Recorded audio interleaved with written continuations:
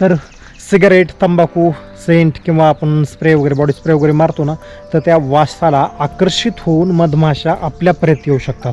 तर शक्यतो आपण ज्यावेळेस ट्रेकिंग करतो त्यावेळेस आपल्या शरीराचा किंवा आपल्या बॉडीचा, कपड्यांचा वास येईल अशा प्रकारचं कृत्य कृपया करू नका, जेणेकरून मधमाशा तुमच्याकडे अट्रॅक्ट होणार नाहीत. दुसरी गोष्ट आहे, आग पेटवू नका, धूर करू नका. धूर जर केलं तर त्या मधमाशांना त्याचा त्रास होतो किंवा ते तिथून त्यांना खवळलं जातं, ते चवताळतात, त्यामुळे देखील तुमच्यावरती हल्ला करू शकतात.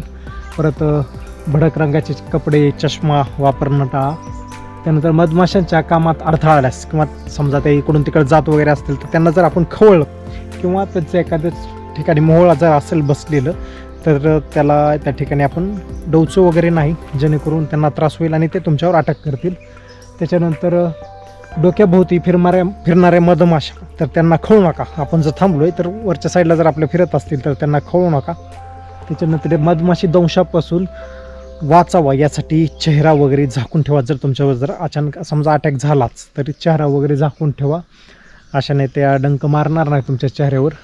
आणि समजा एखाद्या मधमाशीने जर डंक केलाच तर त्या ठिकाणी तिला रगडू नका, म्हणजे त्याला मारून टाकू नका, जेणेकरून दुसऱ्या मधमाशा तुमच्यावर अटॅक करतील.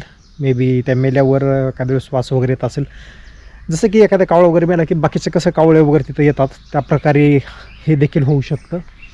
परत फार लूज किंवा फार टाईट कपडे घालू नका, जेणेकरून जर समजा मधमाशी तुमच्या कपड्याच्या आतल्या साईडला गेलीच तर ती काढता यावी किंवा जावी नाही, यासाठी कपड्यांचा देखील योग्य वापर करा.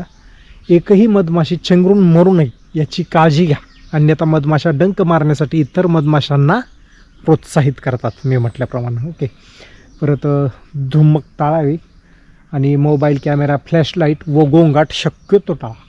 मधमाशी हल्ला झाल्यास तुरंत वन विभागाशी संपर्क साधा.